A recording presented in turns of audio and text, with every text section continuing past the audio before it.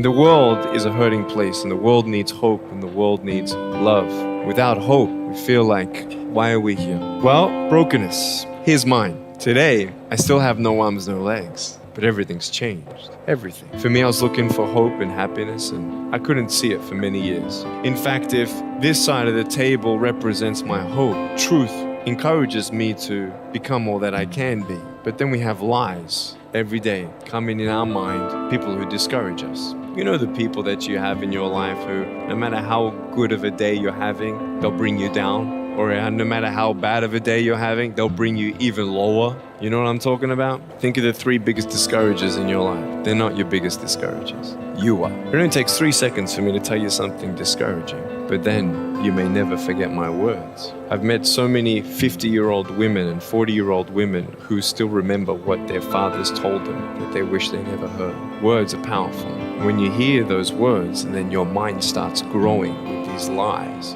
Every single human being has value, and my value is not determined on how I look or what job I have or where I'm from, where I was born, how much money. All that stuff is nothing. So many teenagers, tease each other for how we look, and I tell the teenagers, do you think that I'm cool enough to be your friend? They're like, yeah, of course. I said, but I have no arms, no legs. They said, doesn't matter. I said, really? So it doesn't matter that I have no arms, no legs? I said, no, it doesn't matter. I said, then actually, if it doesn't matter, then why do we kill each other with our words if it actually doesn't matter? Why do we look ourselves in the mirror and see ugly instead of valuable? But I tell you, there are some times in life where you fall down and you feel like you don't have the strength to get back up. You sort of put a mask on your face when you come to school and pretend that everything's okay when it's not, and you go home and lay in your bed when no one's looking at you, when you don't have to impress anybody, and you're yourself. And fear comes in. You know the fear that you have as soon as you walk into the doors of your house. Maybe there's a broken home. Maybe you have doubt in your life. Maybe you don't know for sure what's going to be happening in the future, and it scares you. Maybe you're worried about what people think of you, what people say about you.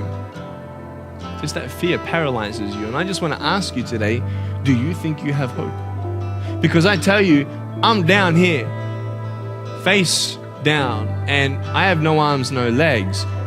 It should be impossible for me to get back up, but it's not. You see, I will try 100 times to get up, and if I fail 100 times, if I fail and I give up, do you think that I'm ever going to get up?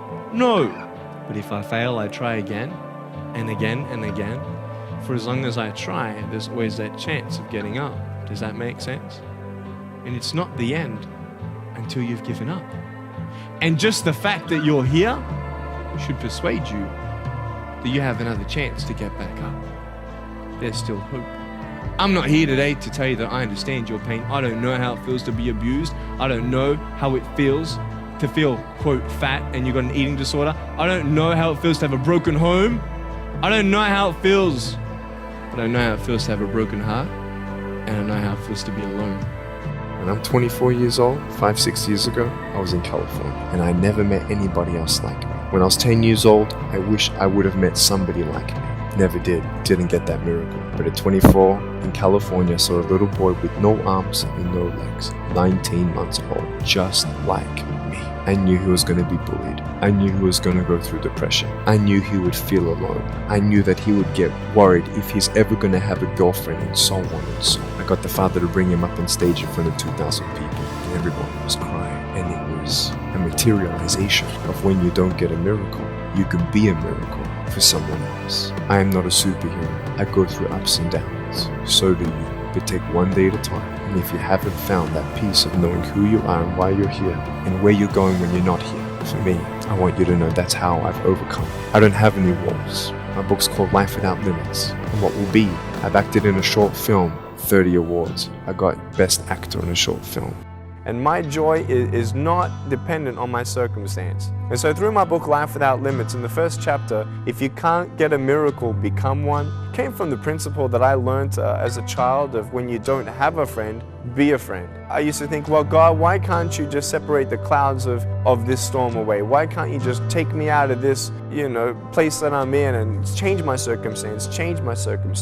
But I realized in my life that if God doesn't change the circumstance, He'll use the circumstance. No one knew what kind of life I would be able to live, and I never thought that I'd be able to do a double degree in accounting and financial planning. I never thought that God would be able to use me without arms and legs to be His hands and feet. I don't understand God. In Jeremiah chapter 29 verse 11, when my mum and dad said that God had a hope plan in the future, a plan to prosper me and not to harm me, I didn't understand that. Maybe that might be offensive to you right now if I say God is perfect and He never makes a mistake, if maybe you just lost a loved one or you're in a circumstance that does look harmful.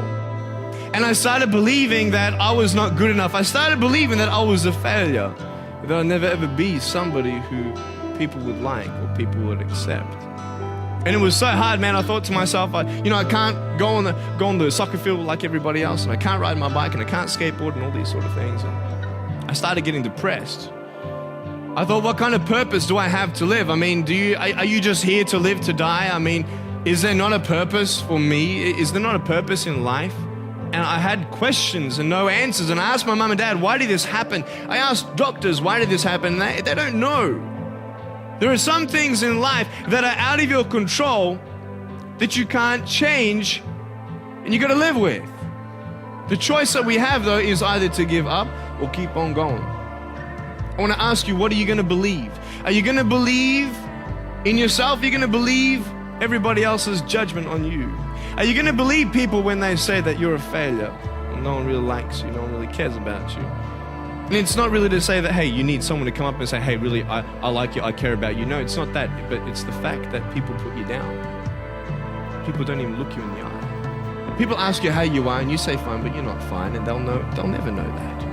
Well, first of all, I sit down, no joke, and I say, God, I don't even know how to pray. And sometimes I can't even pray for myself, and that's when I ask friends of mine or even family members, hey, can you pray for me? And prayer is so important. Sometimes it's not just praying things away either. Sometimes it's praying and fasting. Sometimes it's even talking with somebody and letting them know what you're going through. And maybe you get a gold nugget of wisdom or a practical thing that you could do differently. Or maybe it's just having someone else know that you're going through it and they check in with you every step of the way. Another thing though, an exercise that I do when I'm depressed is to write down the things that I'm still thankful for and make tiny goals.